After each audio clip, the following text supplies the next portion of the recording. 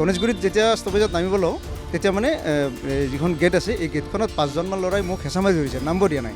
এজনে মোক গলত এনেকৈ ধৰিছে, এজনে হাতখনৰ তলেৰে হাত এখন সোমাই দিছে, নম্বৰ দিয়া নাই। নামি লৈ মই পকেটত হাত সোমাই যে মোৰ পইচাটো নাই। আৰু মই যেতিয়া বাছখনৰ নাম্বাৰটো মোক দিয়া নাই, বাছখনৰ ফটো মাৰিবৰ কাৰণে মই মোবাইলটো এনেকৈ ৰেডি হৈছোঁ, বাছখন মোক আগুৱাই দি আছে, মোক ফটো মাৰিব দিয়া নাই। বাছৰ এই কণ্ডাক্টৰজন তেওঁলোকৰ লগত নিশ্চয় মিলিত আছে, কাৰণ তেওঁলোকক ভালকৈ চিনি পায় পকেট মাৰৰ ল'ৰাকেইজনৰ লগত। মই আহিছিলোঁ পল্টন বজাৰৰ পৰা গণেশগুৰি অভিমুখে প্ৰায় 2:15 বজাত। এইটো আপোনাৰ অসম ৰাজ্যিক পৰিবহণ নিগমৰ চিটি বাছ চলে, বৈদ্যুতিক বাছ, তাত গ্ৰীণ বাছ আছিলে। তাত মই চিটতে বহি আছিলোঁ। গণেশগুৰিত যেতিয়া ষ্টপেজত নামিব লওঁ তেতিয়া মানে যিখন গেট আছে এই গেটখনত 5জনমান ল'ৰাই মোক হেঁচা মাৰি ধৰিছে, নম্বৰ দিয়া নাই। এজনে মোক গলত এনেকৈ ধৰিছে, এজনে হাতখনৰ তলেৰে হাত এখন সোমাই দিছে, নম্বৰ দিয়া নাই। তেতিয়া মই অলপ সন্দেহ কৰি মই মানিবেগটো চালোঁ, মানিবেগটো ঠিক আছে।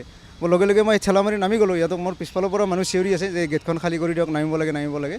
তেতিয়া তেওঁলোকে মানে আমি নিজেই গেটখন ঠেলা মাৰি গেটখন ছাইড কৰি তেওঁলোকৰ নামি ল'লোঁ। নামি লৈ মই পকেটত হাত সোমাই যে মোৰ পইচাটো নাই। তো লগে লগে মই চিটি বাছখনৰ যিখন কণ্ডাক্টৰ আছিলে তেওঁক মই ক'লোঁ যে আপোনাৰ এই যে পইচা মোৰ 30,000 আছিলে। 30,000 আছিলে। মই গুৱাহাটীতে থাকোঁ, মোৰ অৰিজিনেল নলবাৰীত ঘৰ। মোৰ মানে হাতখনৰ কিবা এটা অপাৰেশ্যন কৰিব লাগে, সেইকাৰণে মই পইচা মোৰ এই হাতখনত এইটো আপোনাৰ হৈছে, এইটো অপাৰেশ্যন কৰিব লাগে, এইটোৰ কাৰণে লৈছিলোঁ। কালি অপাৰেশ্যন কৰাৰ কথা প্ৰাইভেট হস্পিটেলত। তো সেইটোৰ কাৰণে এতিয়া মই দিছপুৰ থানাত মই FIR এখন দিলোঁ। FIR দিয়াত তেওঁলোকে FIR ল'লে, মোক ৰিচিপ্ট কপি এটা দিলে। কিন্তু হয়,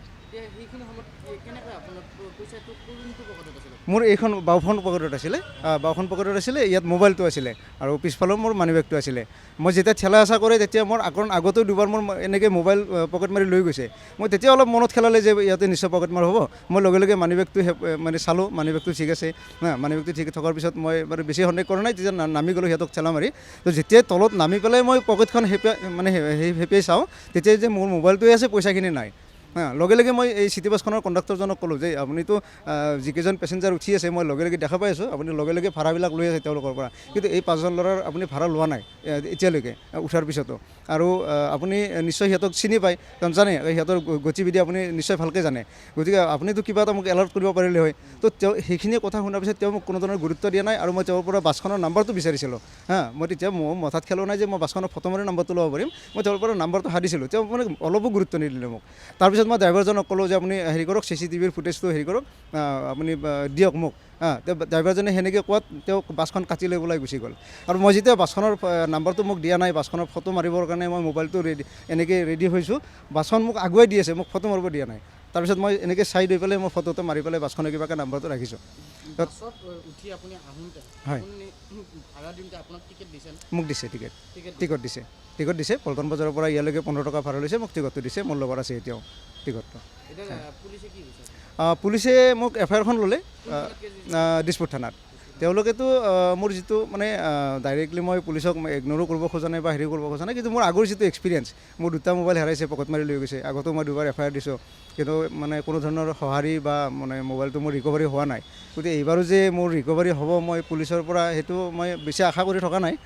কিন্তু মই আপোনালোকৰ নিশ্চয়কৈ বাছৰ CCTV দুফালে আছে, মই চাইছোঁ।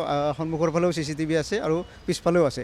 আৰু মোৰ পকেটৰ পৰা যেতিয়া পকেট মাৰি পেলাই তেওঁ পইচাটো বেলেগক দিয়ে, মোৰ সন্মুখৰ চিটত দুজনী মাইকী মানুহ বহি আছিল, তেওঁলোকে দেখাও পাইছে।